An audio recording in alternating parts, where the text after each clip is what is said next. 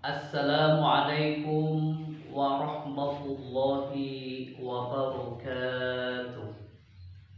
Bismillahirrahmanirrahim. Alhamdulillahi rabbil alamin. Nasta'inu ala umuri dunya waddin.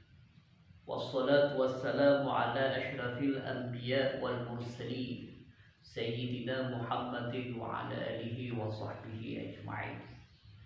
Amma ba'du, pemirsa jamaah pengajian online, para YouTuber dimanapun Anda berada, marilah kita bersama-sama memanjatkan puji syukur kehadirat Allah Azza wa Jalla yang senantiasa memberikan dua kenikmatan agung kepada kita, yaitu nikmat as-sihah wal faragh, nikmat sehat dan sempat untuk melakukan kebaikan-kebaikan, menunaikan kewajiban-kewajiban, dan juga melakukan pengajian-pengajian sambil menunggu buka bersama pada sore hari ini.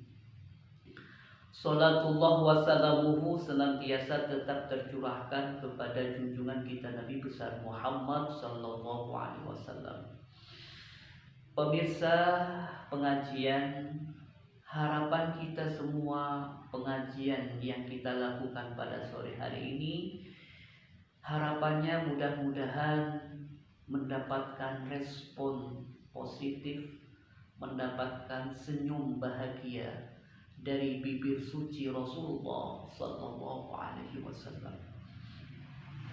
Oleh sebab itu, maka jangan bosan-bosan kita berselawat kepadanya dan juga bertawasul kepada Rasulullah, keluarga, sahabatnya, orang tua kita, guru-guru kita, dan orang-orang yang kita cintai yang berada di sekitar kita. Mudah-mudahan semuanya mendapatkan maghfirah, terutama kepada pengarang kitab mantiq ini, Al-Allamah Asy-Syaikh Abdurrahman Al-Akhdari rahimahullahu ta'ala rahmatan wasi'atan.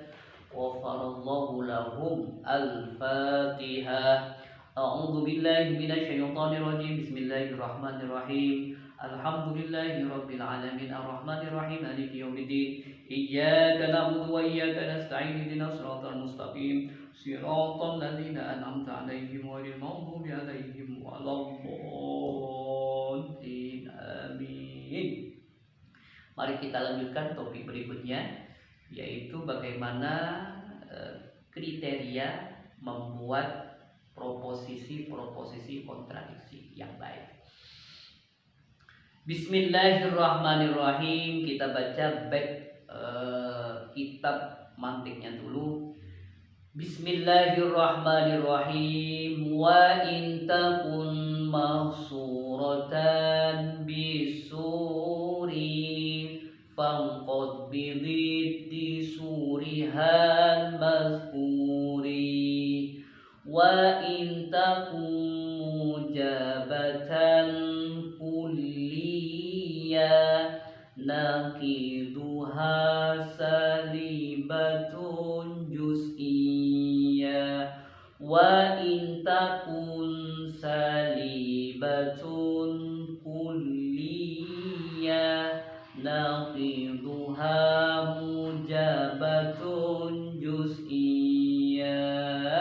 Wa in takun, dan bila qadiyah itu berupa mahsuratan, itu qadiyah yang mahsurah, yang dibatasi, bisuri, dengan sur, batasan, cakupan makna berupa al-kulli dan al-juz'i, fangqut, maka jadikanlah tanakut itu bidid disuriha, dengan adanya kebalikan dari sur, al-mazkuri, yang disebutkan. Wa in takun, dan bila qadiyah itu berupa mahsuratan, itu berupa qadiyah yang mahsurah, yang bisa dibatasi, bisuri, dengan sur, yaitu batasan cakupan makna berupa al-kulli dan juz'i, famukut, maka jadikanlah tanakut tersebut bidid disuriha, dengan adanya kebalikan dari sur itu, al-mazkuri yang disebutkan tadi. Kemudian wa intakun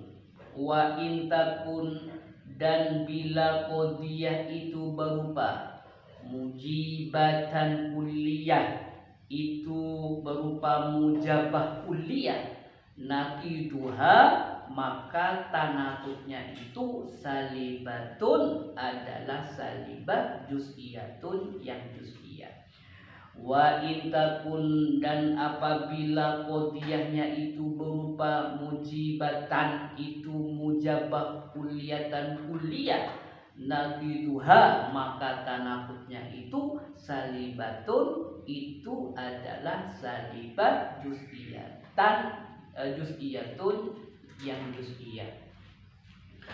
Wa intakun dan apabila qadiyahnya itu berupa salibatan, adalah salibah kulliyatan kulliyah, naqiduha, maka tanakutnya mujibatun, itu adalah mujabah juz'iyatun yang juz'iyah.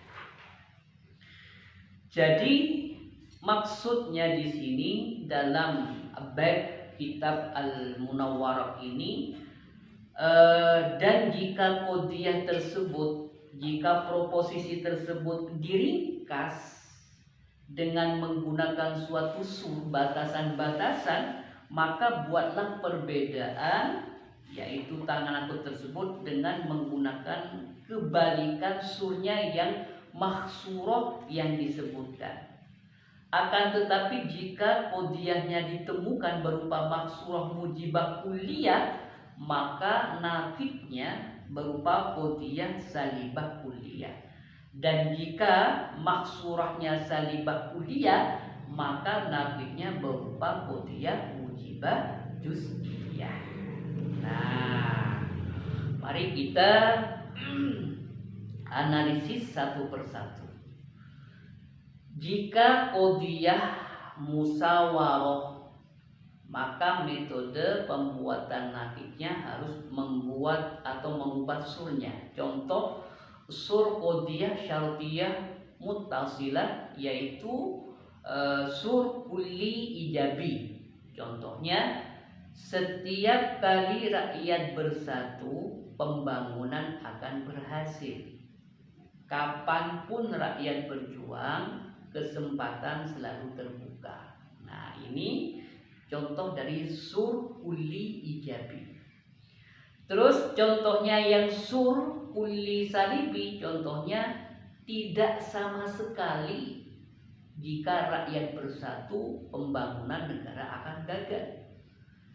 Kemudian statement yang kedua, tidak sama sekali jika hujan turun teratur, tumbuh-tumbuhan akan mati. Itu contoh dari sur kulli salibi. Terus bagaimana contohnya yang sur juz'i ijabi? Nah, contohnya misalkan kadang-kadang jika mahasiswa rajin belajar, ia mendapatkan sebuah hadiah.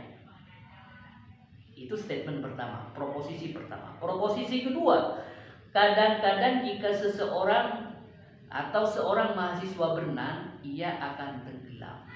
Ini adalah statement kedua. Itu contoh dari sur juz'i ijabi. Kemudian ada sur juz'i salibi. Contohnya misalkan kadang-kadang tidak, jika mahasiswa rajin belajar, ia akan mendapatkan suatu hadiah. Kadang-kadang tidak, jika hujan turun teratur, burung-burung merpati lantas mati. Nah, itu contoh dari sur juz'i salibi. Kemudian bagaimana dengan sur qadiyah syartiyah munfasilah, yaitu sur kulli ijabi. Contohnya misalkan selamanya ada kalanya cuaca musim hujan atau musim kemarau. Selamanya ada kalanya cuaca musim hujan atau musim kemarau. Kalau ini di Indonesia. Jadi kalau di Indonesia itu musimnya hanya dua. Kalau tidak musim penghujan berarti kemarau. Kalau tidak musim kemarau berarti musim hujan. Jadi ini khusus di Indonesia. Itu sur kuli ijabi. Kemudian sur kuli salabi. Contohnya tidak sama sekali, ada kalanya bilangan ganjil atau ada kalanya tidak dapat dibagi dua. Ya, jadi yang tentu kalau ganjil nggak bisa dibagi dua ya satu. Kalau dibagi menjadi setengah nggak bisa. Atau tiga dibagi dua nggak bisa, yaitu satu setengah itu nanti. Kemudian yang sur juz'i ijabi, contohnya kadang-kadang ada kalanya najwa pergi atau pulang.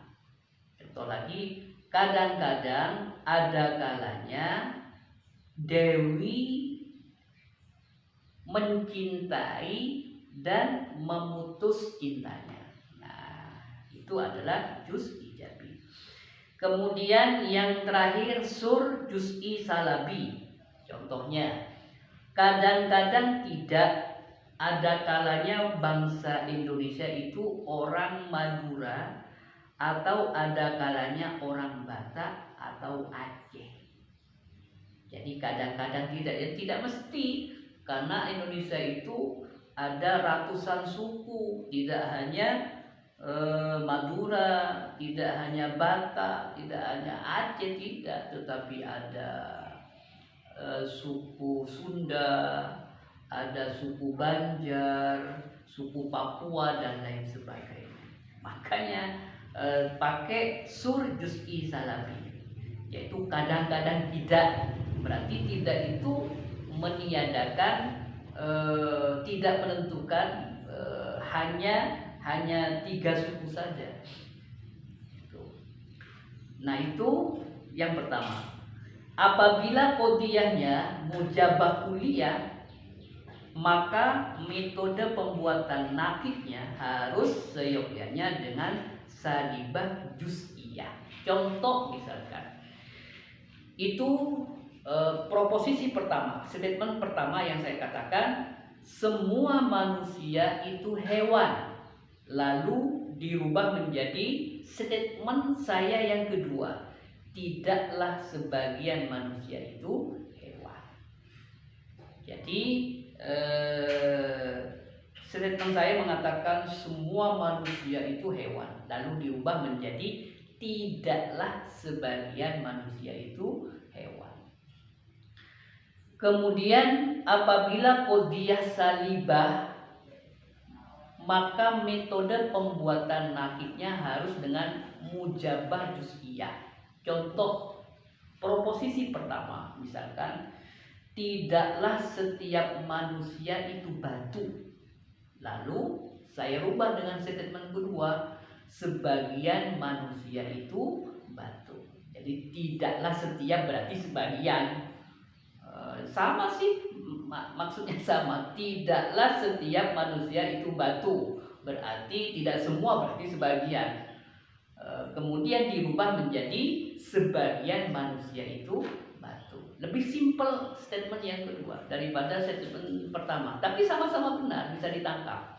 Tidaklah setiap manusia itu batu, berarti tidaklah setiap, berarti sebagian. Lalu saya rubah menjadi statement yang berikutnya, yaitu sebagian manusia itu batu.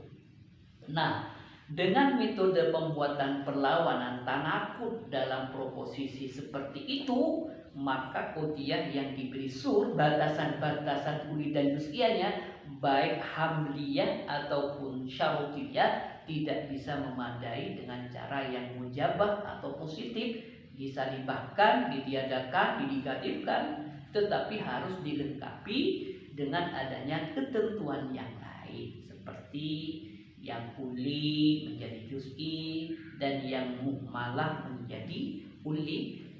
Oleh sebab itu, kriteria yang harus ada dalam qadhiyah, yaitu kontradiksi, baik syartiyah muttasilah maupun syartiyah munfasilah, baik kulliyah yang menggunakan sur ataupun juz'iyah yang menggunakan sur, adalah sebagai berikut. Pertama,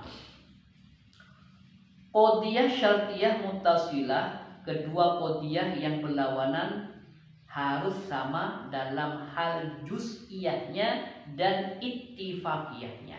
Itu yang pertama.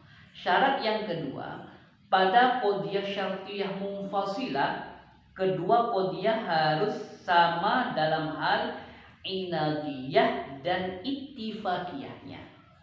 Syarat yang nomor 3, pada kulliyah dengan kulliyah yang menggunakan sur atau juz'iyah dengan juz'iyah yang menggunakan sur tidak bisa diperlawankan jika maudu'nya, jika subjeknya lebih umum daripada mahmulnya, sebab adanya hal-hal sebagai berikut. Pertama, kedua kulliyah yang berlawanan akan menjadi salah.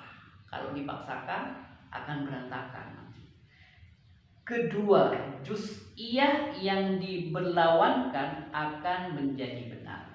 Padahal dalam ketentuan tanaqud, kontradiksi, dijelaskan bahwa qadhiyah yang harus benar dan yang lainnya harus salah. Jadi misalkan ada dua hal dan itu diperbandingkan, maka tentunya pilih salah satunya.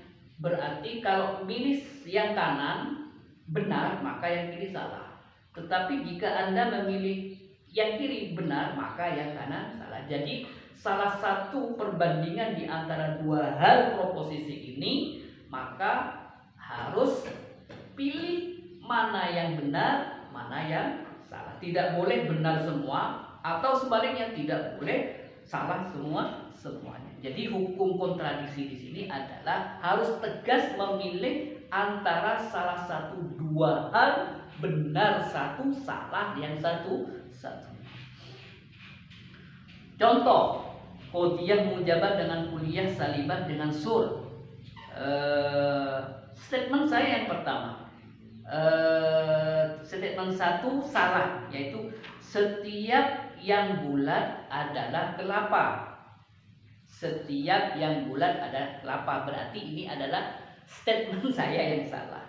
Lalu kemudian dilanjutkan dengan statement saya berikutnya. Ini statement saya yang benar.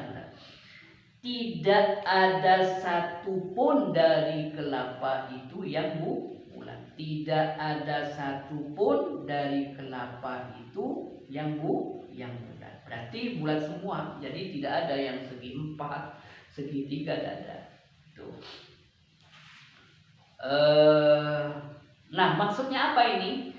Jadi kedua qadhiyah ini salah sebab keadaan maudu'nya lebih umum daripada mahmulnya. Jadi statement kedua-duanya yang tadi yang saya sampaikan itu sama-sama salah. Kenapa? Karena maudu'nya itu lebih umum daripada mahmulnya. Kemudian juz'iyah mujabah dengan juz'iyah salibah dengan menggunakan sur, batasan-batasan kulli dan juz'i. Statement saya yang pertama benar, yaitu sebagian barang tambang adalah emas. Benar itu. Qadhiyah yang kedua benar juga, sebagian barang tambang adalah bukan emas. Artinya tambang itu ada sebagian dari emas, ada sebagian dari yang bukan emas. Sama-sama benarnya. Nah, kedua qadhiyah ini benar, sama-sama benar. Kenapa? Sebab keadaan maudu'nya lebih umum daripada mahmulnya. Oleh sebab itu perlawanan tanaqud menjadi benar selama keduanya sama-sama salah atau sama-sama benar. Sebab di dalam tanaqud diharuskan salah satu benar dan lainnya salah atau sebaliknya. Tidak boleh benar semua, tidak boleh salah semua. Nah, aslu tanaqud. Mari kita orang yang pernah belajar ilmu mantik pasti mendengar aslu tanakut. Apa itu aslu tanakut? Mari kita analisis bersama-sama pada kesempatan sore hari ini menjelang berbuka puasa. Dengan adanya penjelasan panjang lebar tentang kriteria tanakut yang benar dan yang salah, beserta contoh aplikatifnya yang saya sudah paparkan tadi, maka semuanya tersebut terjadi disebabkan adanya konsep atau prinsip dasar proposisi atau umul kodoya. Jadi kita harus tahu umul kodoya, prinsip dasar proposisi yang baik itu seperti apa. Sebab dasar ini merupakan landasan pokok dari segala pemikiran manusia.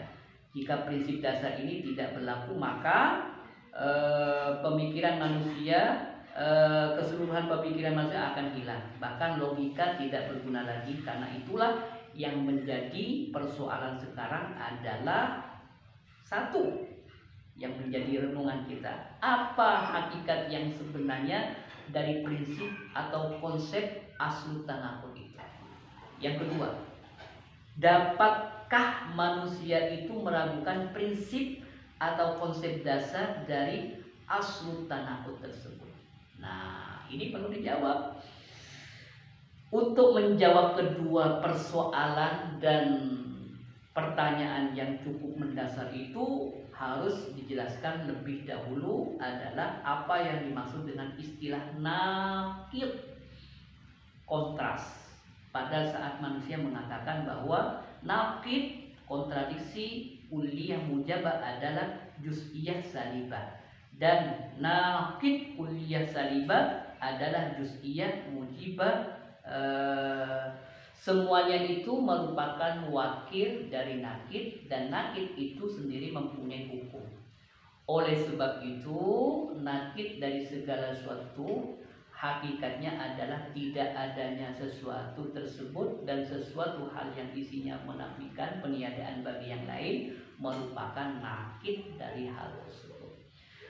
Dengan demikian, gambaran manusia itu dapat diaplikasikan dengan menjelaskan masalah konsep atau prinsip dasar dari segala proposisi dengan cara memikirkan suatu qadhiyah, misalkan tentang keterbatasan dimensi alam semesta. Nah, dari pernyataan ini muncul pada pikiran manusia adalah salah satu dari ketiga kondisi itu. Pertama, keadaan syak, ragu-ragu tentang apakah alam semesta itu terbatas, apakah alam semesta itu tidak terbatas. Itu yang menjadi pertanyaannya. Dan qadhiyah ini muncul dalam benak pikiran manusia, termasuk kita, dengan posisi yang sama. Alam semesta itu terbatas, alam semesta itu tidak terbatas. Nah, kemungkinan kondisi yang sama inilah lazimnya populer dengan sebutan syak atau ragu-ragu. Kemudian itu yang pertama, syak, ragu-ragu. Kemudian ada grade yang nomor 2, kondisi zon, estimasi, yaitu keadaan condong pada salah satu pihak, tidak adil, condong pada salah satu pihak. Maksudnya apa?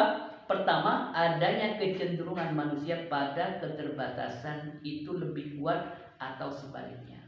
Kedua, adanya kecenderungan pada ketidakterbatasan yang lebih kuat atau lebih berat atau sebaliknya. Nah, kemungkinan seperti inilah lazimnya dikenal atau lebih populer dengan sebutan zon atau estimasi. Jadi ada syak, ada zon, kemudian ada yakin, certitusi. Nah, jadi kalau yakin, ada yakin, la yazal bisyak, yakin itu namanya certitusi. Apa itu? Meniadakan yang salah satu dari dua pihak. Maksudnya salah satu dari dua pihak itu tersebut ditiadakan. Misalkan ada A, B, kemudian satunya ditiadakan A misalkan, berarti B benar. Atau yang ditiadakan B berarti A yang benar. Berarti ketika kita sudah mampu meniadakan salah satu di antara dua hal ini, berarti kita sudah meyakini hal tersebut. Jadi qadhiyah ini merupakan dinamakan yakin, sertitusi. Makanya orang yang yakin itu biasanya berani bersuara lantang, kendati pun banyak tekanan dari orang lain. Kenapa? Karena sudah di dalam dirinya terhujam sebuah prinsip dasar bahwa ada sesuatu yang perlu diperjuangkan, yang satu perlu dibungkam, sehingga apapun resikonya, orang yang sudah yakin, orang yang sudah mencapai pada titik sertitusi yang klimak, maka dia tidak akan takut kepada siapapun, hanya kepada Allah Subhanahu wa Ta'ala. Kendati pun dia dibully oleh orang lain, kendati pun dimusuhi oleh orang lain, tapi dia punya keyakinan dalam hatinya, tetap jalan. Oleh sebab itu, kondisi yakin tidak akan bisa bersatu dengan keadaan kemungkinan sisi yang lain. Sebagaimana keadaan zon, estimasi tidak akan menafikan kemungkinan yang sama besarnya pada sisi yang lain. Hanya saja bisa bersatu dengan kemungkinan bagi sisi lain yang keduanya tidak sama atau keadaannya yang lebih kecil. Jadi ketika kita menghadapi sebuah persoalan, maka ada 3 hal yang kita alami. Pertama, ketika kita mendapatkan sebuah persoalan, maka dalam diri ini akan timbul 3 hal. Hal yang pertama, kita kadang-kadang itu syak, ragu. Jangan-jangan, nah itu ragu. Namanya itu ragu-ragu namanya. Itu syak. Atau di atasnya syak itu zon. Jadi cenderung ke salah satunya. Zon, estimasi namanya itu. Jadi kita masih tidak masih ada kecenderungan kepada salah satunya. Tapi tidak jelas mana yang benar, mana yang salah. Dia tidak tegas untuk mengangkat yang satu kemudian menghinakan yang satu. Tidak, masih cenderung pada salah satunya. Nah, yang nomor 3 ini adalah yakin, sertitusi. Artinya ketika ada 2 hal dilaporkan